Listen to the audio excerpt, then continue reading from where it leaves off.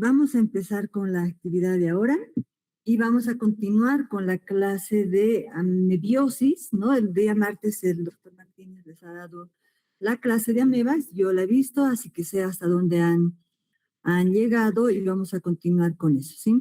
Me gustaría saber si me escuchan y voy a empezar a compartir mi pantalla y también me gustaría ver si ven mi pantalla. ¿Pueden ver mi pantalla? Muy bien. Esta clase es la clase del doctor Martínez. Yo soy respetuosa de las... esperen un ratito. No hay problema porque tengo que aceptar yo misma.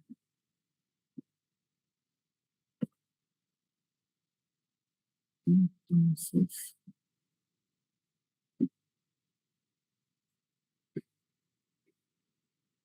Bien.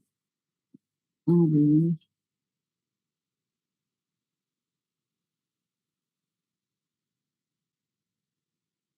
Es que esta herramienta me permite hacer condiciones. Bien, empecemos.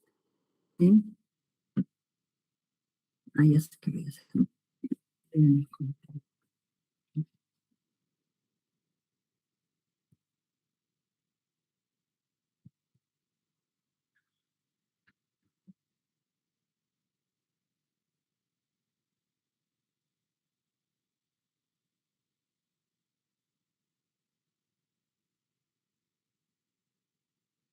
Muy bien. Ahora sí.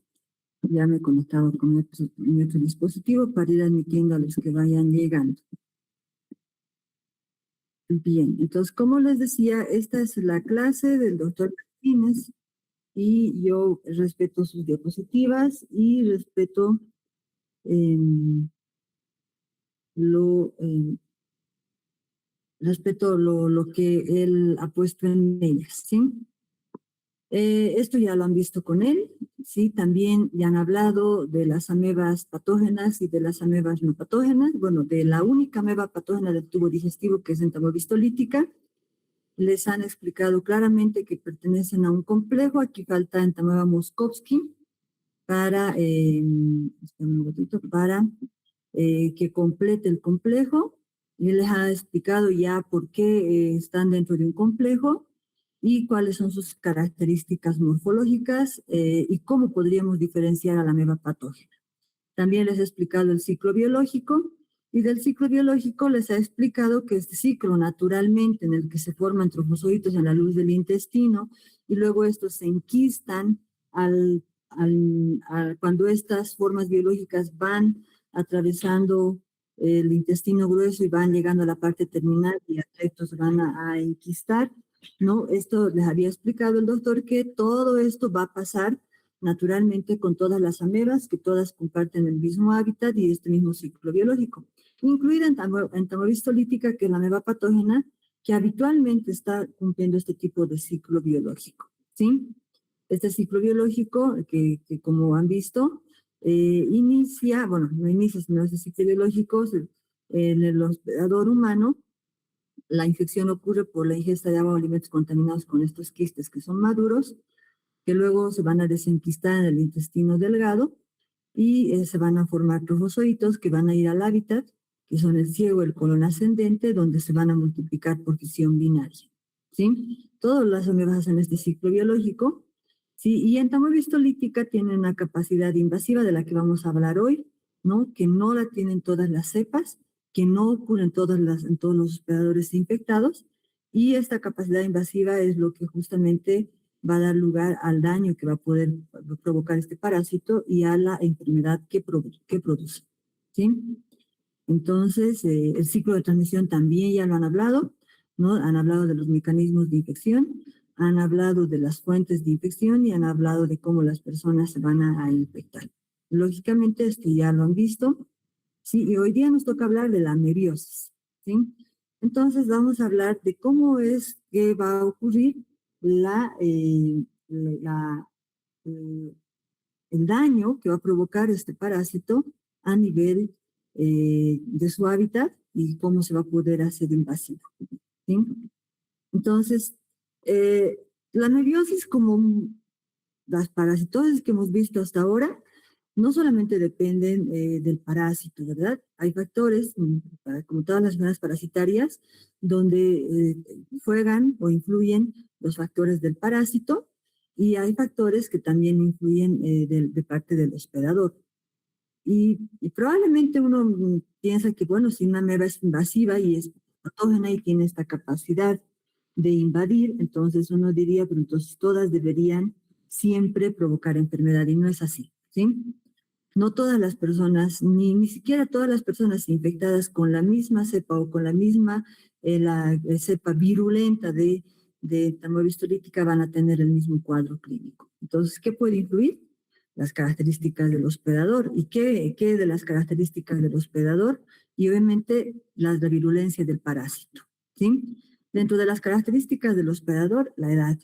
¿No? Sabemos que no hablamos de inmunodepresión, pero hablamos de que los niños pequeños de corta edad, la respuesta inmunitaria en ellos no tiene la misma efectividad que en una persona adulta.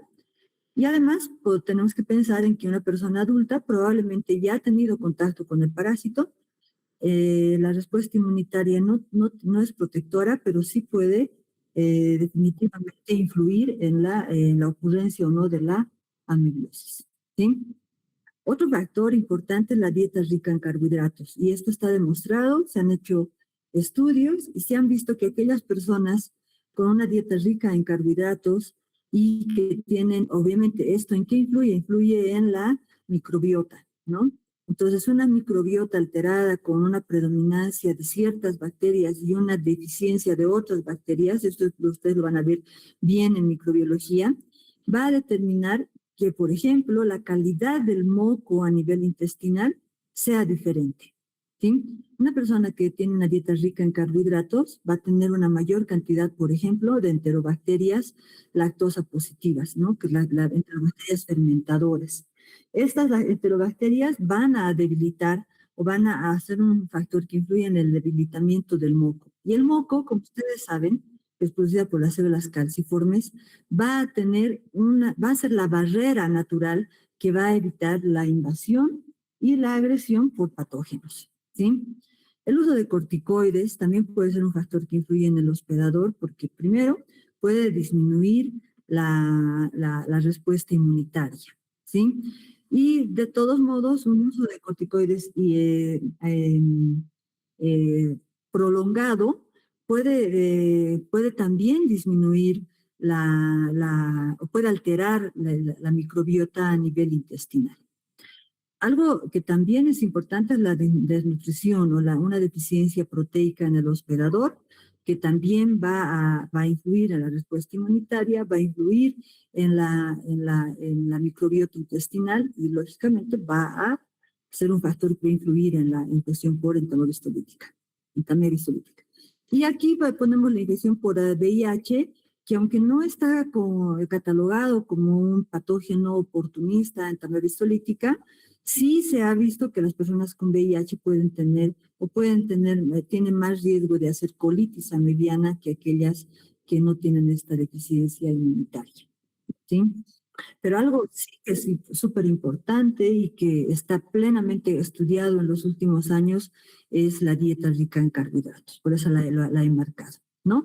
¿En qué va a influir esta dieta rica en carbohidratos? Ya les decía, en una composición de la microbiota. Es una primera razón por la que puede favorecer o desfavorecer a la infección por entamoeba lítica. La otra es que la dieta rica en carbohidratos va a alterar el pH y la proporción de de oxígeno a nivel intestinal. Entonces, esto también va a ser un factor importante que va a favorecer o desfavorecer la adherencia de los parásitos a la mucosa intestinal, ¿sí? La alteración de la composición del moco, que puede estar dada por la dieta, que puede estar dada por la alteración de la microbiota, o puede estar dada por coinfecciones, ¿no? Por ejemplo, una persona que tiene recurrentemente otro tipo de infecciones ya puede tener una alteración del moco y obviamente una alteración de la capacidad protectora que tiene este moco a nivel intestinal. Entonces, estos son los factores del hospedador que pueden ir influyendo en la ocurrencia de la anubiosis. ¿sí? Los factores del parásito está plenamente comprobado que existen 22 simodemas de este parásito, ¿no? Así se llaman, algunos le pueden llamar también genotipos o cepas, pero la nomenclatura adecuada es llamarlos simodemas. Quiere decir que aunque sea una especie entamovistolítica, se pueden comportar de manera diferente, ¿no? Y de estos 22 simodemas está comprobado que 9 son virulentos o patógenos, ¿no? ¿Y de qué dependerá?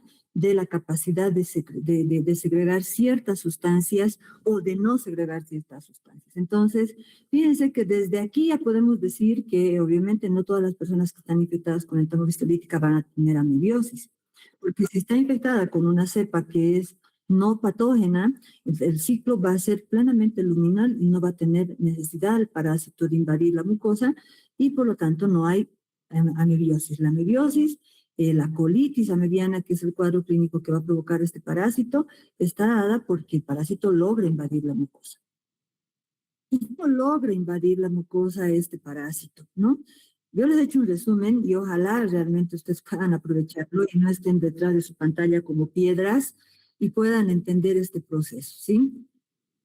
Eh, la, la, si nosotros pusiéramos, ¿no? Si nosotros pusiéramos en una escala, digamos, del 0 al 10 al parásito, tendríamos que empezar a pensar primero si este parásito es uno de los simodemas que son virulentos, ¿no? La otra que tendríamos que pensar es cómo está respondiendo el hospedador frente a este parásito, si es patógeno o no es patógeno. Además, no podemos decir es patógeno y siempre lo va a invadir, incluso siendo patógeno y siendo virulento, puede no lograr invadir. ¿Por qué? No, porque el primer gran paso para que las amebas logren invadir a la pared del intestino, recordemos que su hábitat está a nivel del colon ascendente, a nivel del ciego y del colon ascendente, entonces va a ser la adherencia. ¿Quiénes logran adherirse a la pared de la mucosa? Son los trofozoitos. Eso es lógico, ¿no? El doctor Martínez había dicho, los quistes a medida que van haciendo su trayecto por el intestino, ¿no? Va a haber menor cantidad de agua y estas se van a redondear y finalmente se van a enquistar, ¿sí? Como un mecanismo de defensa frente a una situación adversa que va a ser el medio ambiente. Sin embargo, el trofozoito está feliz y contento en el hábitat y cuando se trata de una cepa o de un simodema que es virulento, entonces él tiene una capacidad y la primera capacidad que tiene es la secreción de lectinas. ¿No? Estas lectinas son las lectinas que le permiten, son las sustancias que le permiten adherirse, por eso se llaman lectinas de adherencia, ¿sí? Estas lectinas de adherencia, o sea, ¿qué tendrán aquellos nueve simodemas que van a ser denominados virulentos o patógenos? Lo primero es que tienen que tener esta capacidad de secreción de lectinas, ¿no? Estas lectinas específicas, ¿no? Que son proteínas inhibibles por galactosa y N-galactosamina, por eso dice GAL y GALNAC, ¿no? Aquí está abreviado. Estas son proteínas, ¿no? Entonces, el primer momento de la invasión está dada o está favorecida por estas lectinas que segrega el parásito. Entonces, el parásito tiene un contacto, hay un contacto del trofozoito con la célula, ¿sí? Este contacto del trofozoito, del parásito que está segregando estas lectinas con la célula, va a estimular al trofozoito a la secreción de amebóporos, ¿sí? Entonces, estos amebóporos que va a segregar también el parásito, se insertan entre las membranas de la célula blanco y causan su lisis. O sea, no se insertan en la célula para poder introducirse en ella. Estos parásitos no son intracelulares. Lo que hacen es insertarse en la membrana de las células para que finalmente estas células se lisen. Pero recordemos que la pared de la mucosa va a estar constituida por varias capas celulares, ¿no? El problema de que estas células se lisen es que van a hacer, va a provocar que estas se desprendan, ¿sí? Entonces, se van a desprender, se van a lisar directamente las células del hospedador y junto con las citoquinas y proteasas que van a segregar estos trofozoitos, van a lograr degradar las proteínas de la matriz, como ser el colágeno, la elastina, el fibrinógeno, la fibronectina y la laminina. Fíjense que esto es interesante porque esto va a ocurrir más o menos sincrónicamente, el trofocito se adhiere a la célula, esto estimula la producción de amebóporos que se van a insertar en las células, ¿no? Que van a ser como, van a como que quebrar la membrana celular, y las proteasas que va a segregar este parásito van a dar lugar a que se degrade la matriz la matriz de la pared, que está constituida por colágeno, elastina, fibrinógeno. Entonces, estas proteinasas de cisteína tienen un efecto enterotóxico. Entonces, aquí no segregan enterotoxinas como tal, pero tienen un efecto enterotóxico. Y también son secretadas por las amebas e interfieren en la función del sistema inmunitario. Entonces, fíjense, hasta aquí el parásito ha logrado adherirse, ha logrado lisar o ha logrado destruir la matriz celular, ha logrado destruir esa pared, y finalmente, si la pared empezaba a defenderse, ¿no? Estas proteasas también van a inhibir la respuesta inmunitaria, ¿no? Esta es una lucha entre el parásito y la pared, ¿sí? ¿Y por qué les digo una lucha? ¿Sí? Porque, ojo, la pared del intestino no es que no ofrece resistencia frente a la adherencia del parásito. Espérenme, creo que hay gente que quiere ingresar. ¿Sí? Bien. Entonces, una vez que hay esta adherencia y esta degradación de las proteínas de la matriz de la pared, entonces obviamente hay una respuesta inmunitaria. Entonces, tras esta invasión del epitelio, se desencadena una intensa respuesta inflamatoria local, ¿no? Pero los trofozoitos destruyen a los neutrófilos.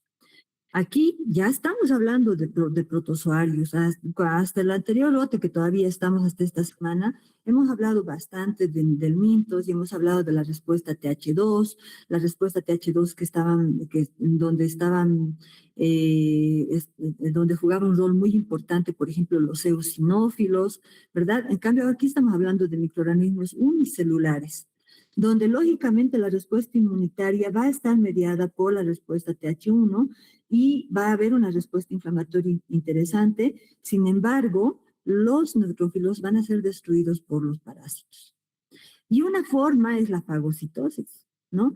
Los trofozoitos tienen una capacidad fagocitaria súper interesante. Una vez que ya han logrado adherirse a la mucosa, van a fagocitar células, van a fagocitar bacterias y van a fagocitar eritrocitos. Entonces, la respuesta inmunitaria se activa, pero el parásito logra evadir esta respuesta inmunitaria. ¿Cómo? ¿No? Las mismas proteínas de los eritrocitos que ha fagocitado, que luego los ha degradado en el interior, que eso le sirve para su nutrición, ¿sí? Estas mismas proteínas se van a exponer en la membrana del parásito, y la respuesta inmunitaria que se estaba activando va a reconocer estas células, estas proteínas de los eritrocitos como propias, y por lo tanto no va a poder eliminar al parásito. Fíjense lo que dice aquí. Dice: una vez que las amebas atraviesan la capa del moco. Fíjense por lo importante que es el moco. Porque cuando ya el parásito ha atravesado la pared, recuerden que interfiere en la función del sistema inmunitario.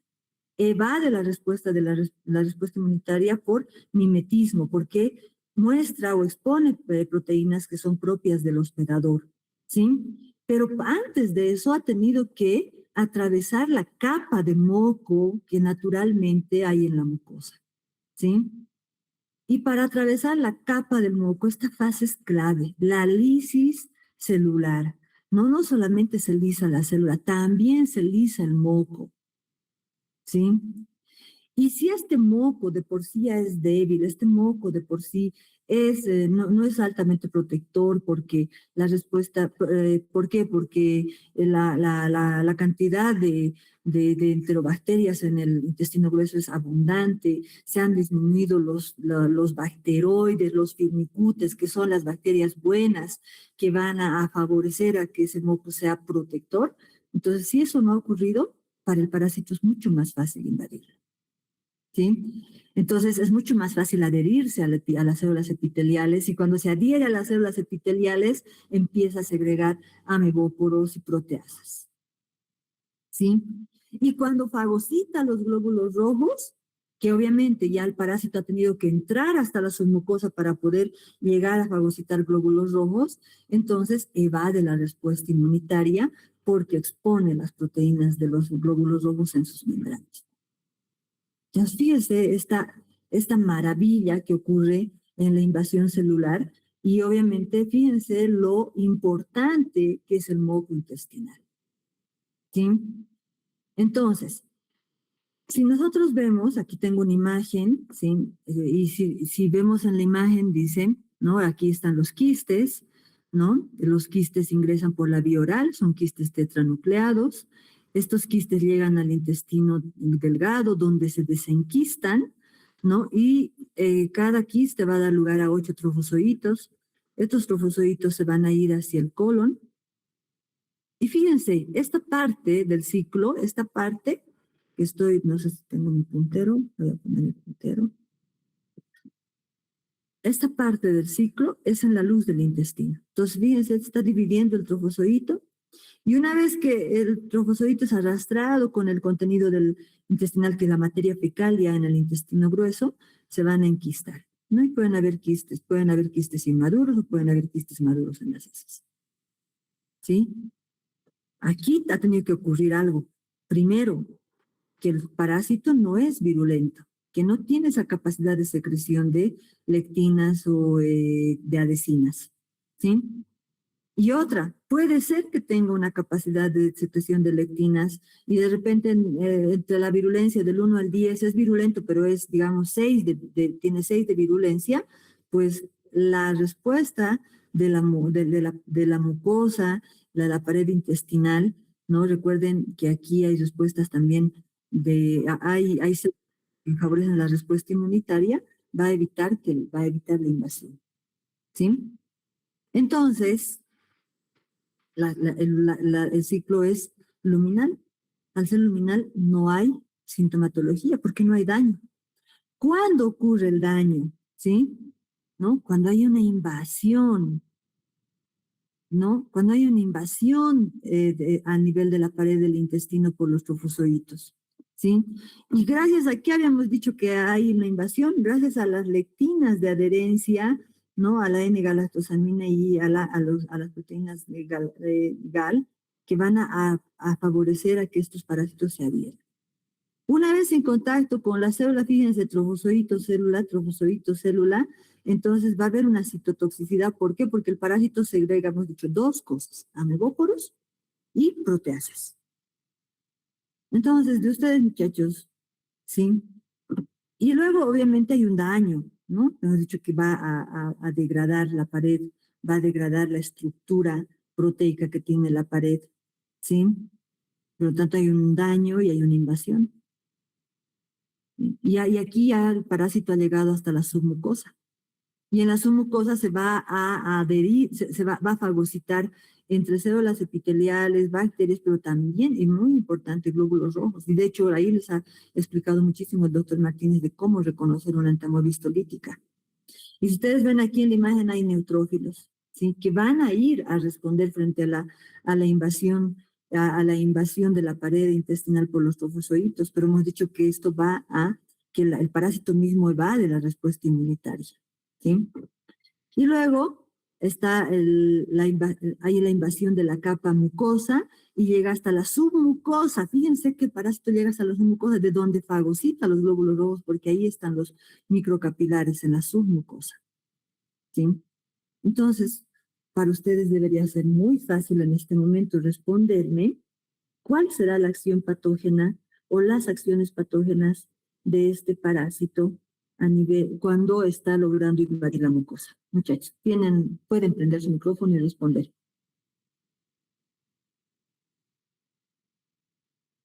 Vamos. Histolítica, doctora, porque libera Fuerte. proteasas. Histolítica, Histolítica.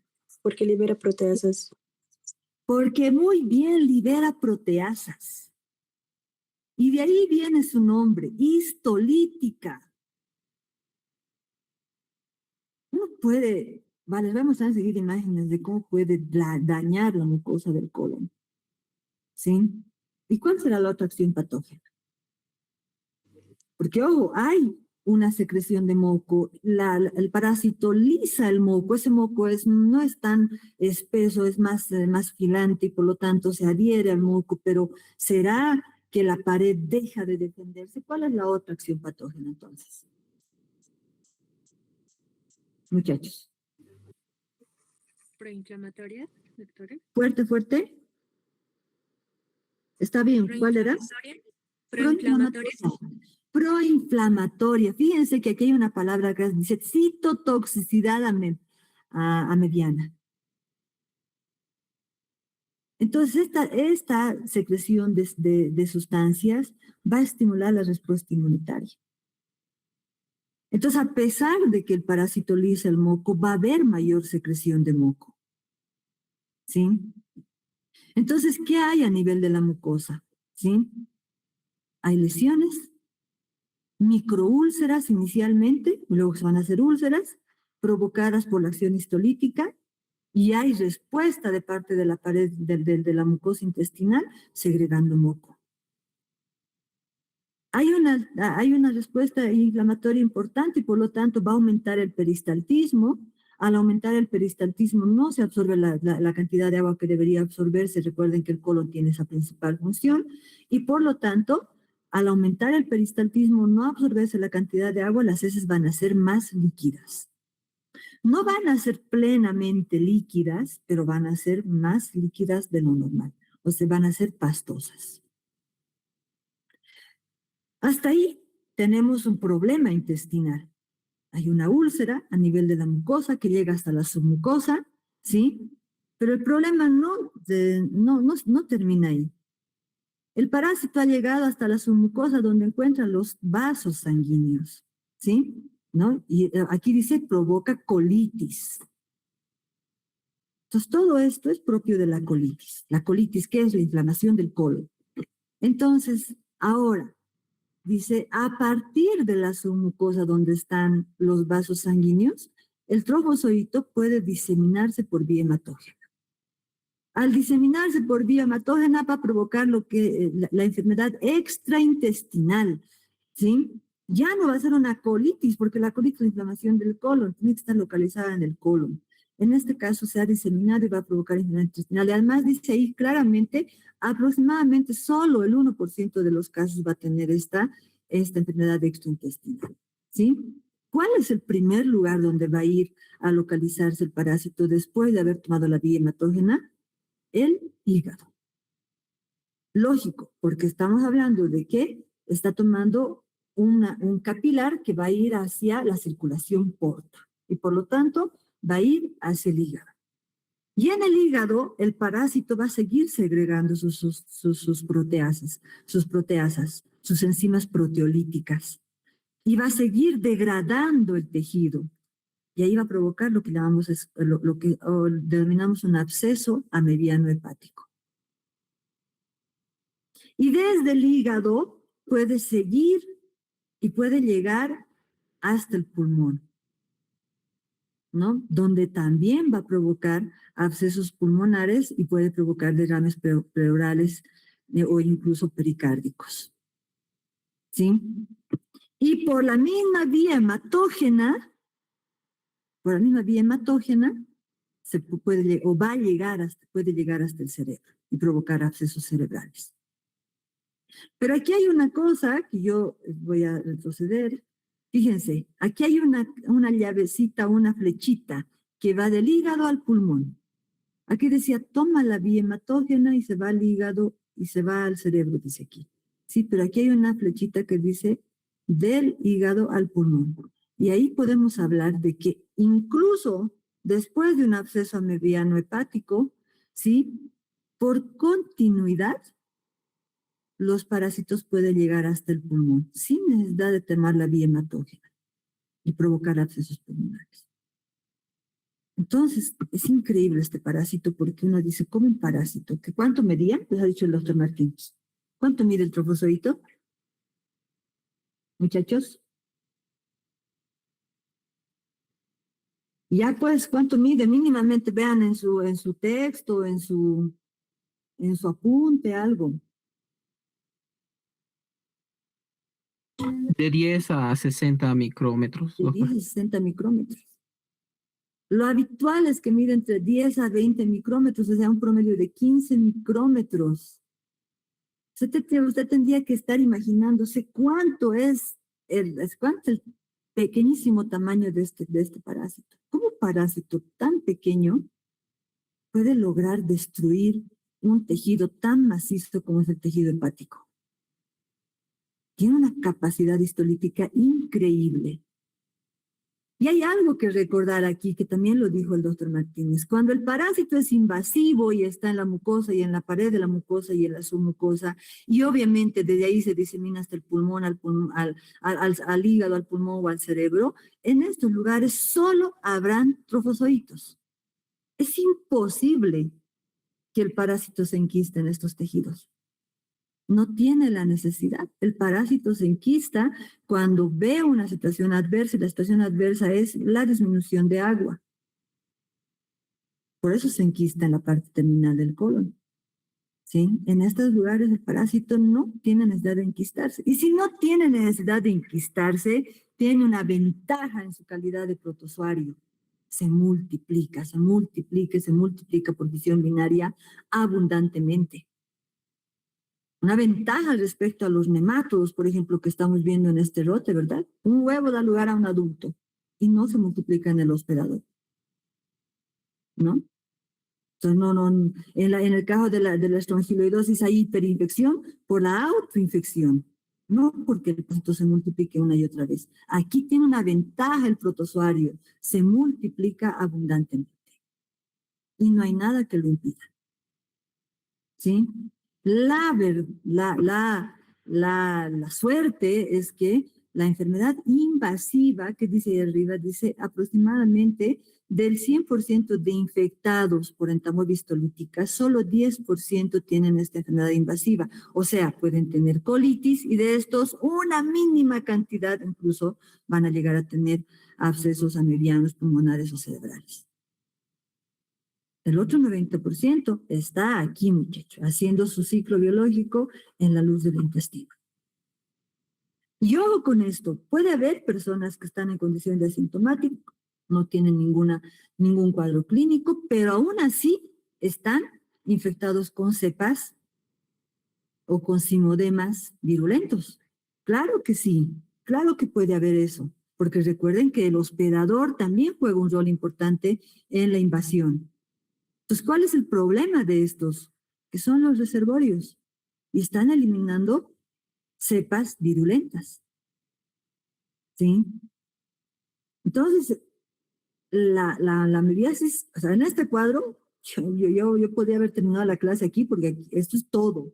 Pero vamos a ver algunas cosas más. Dice, la infección asintomática y autolimitada es en el 90% de los casos. Fíjense que esto lo dice todo. Este cuadrito lo dice todo, esta imagen lo dice todo. ¿Sí? Aquí está un poco graficado, ¿no? Fíjense, este es el ciclo, los parásitos han llegado obviamente desde el ilion, se han multiplicado a nivel del ciego y del colon ascendente, aquí está el apéndice, ¿no? Y lo que aquí realmente no está muy bien la imagen porque deberían haber quistes de aquí, ¿sí? Sin embargo, cuando el parásito logra adherirse a la mucosa, ¿no? Entonces aquí logra adherirse a la mucosa, lisa el moco, invade la mucosa, inhibe la respuesta inmunitaria, está en la mucosa, fíjense, empieza a crecer, empieza a invadir por los lados, ¿no? Y un poco más profundamente y llega hasta la submucosa. La submucosa va a nutrirse de algo que le es muy importante, que son los glóbulos rojos, y el hierro, muchachos, del glóbulo rojo aumenta la virulencia. Entonces, un trofozoito que inicialmente podía estar multiplicándose, no así con dificultad, y podía ser pequeño, a nivel de la submucosa, donde ha alcanzado la fagocitosis de los glóbulos rojos, el hierro le da mayor virulencia. Y además expresa las proteínas en la célula, en el trofosodito, y por lo tanto evade la respuesta inmune. Y a esta úlcera la llamamos úlcera en botón de camisa. Fíjense, esta es la típica, la tercera, la típica, porque esta ya cuando está invadiendo las otras capas, ¿no? Está llegando a la muscular, inclusive, fíjense aquí, ¿no? Aquí están las capas mucosa, submucosa, aquí está la mucosa, la muscularis de la mucosa, la submucosa es esta, ¿sí? Es esta, ¿sí? Y luego está la subserosa, la muscular y la subserosa, ¿verdad? Entonces, cuando ha llegado a hacer esto, ya puede invadir incluso, ¿no? Llegar por continuidad una úlcera, puede llegar hasta el hígado. ¿Sí? Ojo, que ni siquiera tiene que tomar la vía hematógena. Esta es la úlcera típica. Esta, la tercera que están viendo, esta es la úlcera llamada en botón de camisa. Entonces uno debería imaginarse y decir, ¿dónde está el botón de la camisa? ¿No? El botón de la camisa, no sé, aquí tengo el lápiz. ¿Sí? Vamos a ver si puedo. Ahí está. Y, ay, mejor aquí. ¿Sí? Porque además que voy a poner otro color, porque he puesto justo rojo. Vamos a poner este celeste, ¿sí? Este es el botón y esto es lo que uniría con la camisa. ¿Se dan cuenta? Este es el botón y esto es lo que uniría con la camisa. Pueden llamar úlcera en botón de camisa. Aquí está, se ha extendido más. Esta es la úlcera y puede aquí haber una unión, aquí otra. ¿Sí? El problema es que aquí, ¿sí? Es una mucosa normal. Sí, fíjense. Fíjense ahora aquí. Esta es la úlcera, estoy dibujando. ¿Sí? Fíjense cómo se extiende por la submucosa y es más estrecha a nivel de la mucosa. ¿No? Botón de camisa, todo esto es el botón y esto es lo que uniría con la camisa. ¿Sí? O también la llamada úlcera en cuello de botella. Este es el cuello y esta es la botella. Fíjense. ¿Sí? La botella y este es el cuello. Entonces, una úlcera que se caracteriza por afectar a la mucosa, pero por extenderse por la submucosa.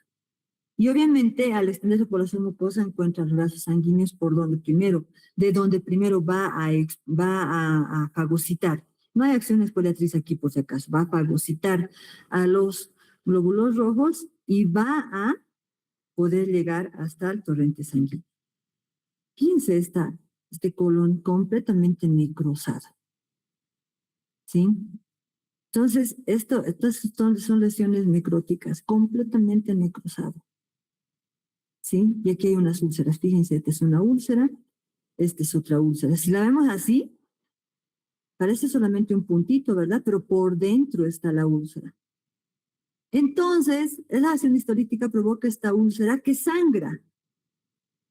Y esa acción histolítica con esa citotoxicidad va a provocar una acción proinflamatoria que produce aumento de peristaltismo y por lo tanto va a producir que haya diarrea pastosa, con moco. La diarrea pastosa, con moco y con sangre se llama disentería. ¿Sí? Se llama disentería. Entonces, la mediasis intestinal, ¿no? Puede manifestarse con una diarrea crónica no disentérica y hay manifestaciones inespecíficas como dolor abdominal, ¿no? Puede haber decaimiento, ¿sí? Puede esta diarrea intercalarse con periodos no diarreicos, pero es una diarrea crónica sin sangre. Y esto nos está diciendo que hay una lucha entre el parásito y el hospedador. Que hay una lucha entre esa secreción de moco, efectividad, la inmunoglobulina que destruye, la inmunoglobulina A que destruye al parásito y el parásito que intenta invadir y que logra invadir y que luego no logra invadir. Entonces, esta lucha nos está diciendo, este cuadro nos está diciendo que hay una pelea entre la respuesta del hospedador y el parásito. Y el cuadro típico va a ser la colitis a mediana aguda, ¿sí? La colitis a mediana aguda. ¿No? Esta es una colitis disentérica, colitis, inflamación del colon. disentérica porque se caracteriza por deposiciones mucosanguinolentas, pastosas. Frecuentes y en escasa cantidad. ¿Qué quiere decir? Que el niño con colitis va a ir al baño más veces, pero sus deposiciones van a ser poquitas. ¿Sí? Entonces el niño se puede llegar a deshidratar, pero más que porque está evacuando heces muy líquidas, sino porque está yendo muchas veces al baño. ¿Sí? Y está acompañada de pujo, que es la sensación de querer defecar, ¿no? El niño quiere ir al baño cada rato.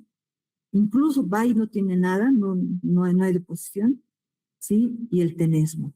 El tenesmo es el dolor al defecar. ¿Sí? Al margen de este dolor, hay dolor abdominal de intensidad variable. Puede ser muy intenso, puede ser menos intenso, depende del caso. Va a haber pérdida de peso porque obviamente hay diarrea, y obviamente cuando hay diarrea hay náuseas, hay anorexia, ¿sí? Puede haber fiebre en algunos casos, porque la colitis que está acompañada de fiebre, cuando tiene usted una colitis disentérica y tiene fiebre, lo primero que tiene que hacer es sospechar de una colitis bacteriana. La colitis bacteriana puede presentar febrículas o la fiebre puede ser no muy elevada, ¿sí? O no estar presente. Y esta disentería, y hay otro cuadro que la disentería mediana fulminante, ¿no? Es una infección que es altamente mortal, ¿no? Y es muy, muy rara. Pero esto es porque ya la mucosa, con abundantes cantidades, nosotros vemos, imagínense, esta es una úlcera, y pensemos que hay otra, y van uniéndose estas úlceras, ¿no? Entonces van congruyendo las úlceras. Entonces la mucosa empieza a desprenderse. Y al desprenderse, ¿sí? Esta esfacelación de la mucosa va a provocar grandes sangrados. Y por eso se llama fulminante. ¿Sí? Es rara, pero puede ocurrir. Y otro cuadro, que no es similar a los que hemos descrito, es el ameboma, ¿no? Entre la lucha por la persistencia del parásito en la pared y la expulsión del parásito por parte del hospedador, entonces ahí puede quedarse el parásito, ¿no? Y ahí en el ciego o en el colon ascendente, donde es el hábitat, y se puede formar una masa, ¿no? De entre 5 y a 30 centímetros que ocupa toda la pared y la luz del intestino, y pues llamada ameboma porque es como un tumor. De hecho, se puede confundir con un tumor en el colon. Entonces puede incluso estarse tratando como un tumor y de repente van a la biopsia y en la biopsia se observan trofozoitos. ¿Sí? Entonces, fíjense, ya les había hablado el doctor Martínez, ¿no? El trofozoito tiene un único núcleo, ¿sí? Aquí está, con cromatina periférica regularmente distribuida y cariosoma central. Este es el cariosoma donde está el punto rojo y la cromatina periférica está justamente en el borde del núcleo, ¿sí? Aquí está el núcleo, aquí está el núcleo, aquí está el núcleo, aquí está el núcleo. Y estas estructuras oscuras que ustedes están viendo son glóbulos rojos. Esta es la única manera de decir con certeza que es entamoeba histolítica. Observar trofosoditos hematófagos. Pero ojo aquí, esta mañana lo hablaba con mis alumnos porque en el caso clínico que les hice leer en la práctica de esta mañana, había un caso clínico de tricuriosis. Recuerden que la tricuriosis también puede provocar colitis disentérica, ¿no? Y decía, en el caso, se hizo el cobro parasitológico y se observaron quistes de entamoeba histolítica, decía. ¿Qué opinan de ese resultado, muchachos? El caso clínico dice, se observan quistes de entamoeba histolítica. No responden y acabo aquí la clase. Vamos. Está errado, doctora. ¿Por qué? Porque se debería decir, no se puede diagnosticar que es quiste específico de la entamoeba histolítica. Lo correcto sería decir el complejo de entamoeba histolítica dispar Moskovsky, Bangladesh y dispar. ¿Por qué? Porque los quistes no se pueden diferenciar. Les ha dicho el doctor Martínez, en los quistes no hay diferencia. Y si, imagínense, olvídense de este de arriba, olvídense de este de abajo y olvídense de este de la derecha. O, imagínense que solo vieran este trofozoito. ¿Cómo deberían reportar? Vamos, muchachos.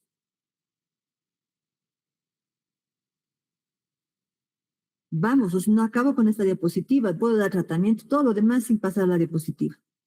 Vamos, ¿cómo reportan si solo ven esto?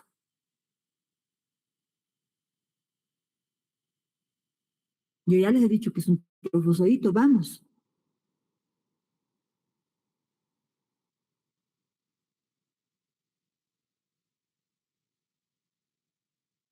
Bien, no van a responder, acabamos aquí. Muchachos, ¿de qué me sirve a mí tener a cuántos estudiantes hay? 60, pero que están como troncos detrás de la pantalla. Solo han venido a tomarle fotos a mi presentación, ¿verdad? Ya pues, yo voy a elegir a uno. Cervantes, Tito. ¿Están o no están? Estoy, doctora, solo que por la señal no escuché muy bien la pregunta. Ya, es que tiene que estar, pues no necesito que estén, como les digo, solamente como troncos detrás de la pantalla. Olvídese de este y olvídese de este. ¿Qué hace si solo ve este? ¿Cómo reporta? Lo reporto como quiste del complejo entamoeba histolítica dispar. ¿Y eso es un quiste?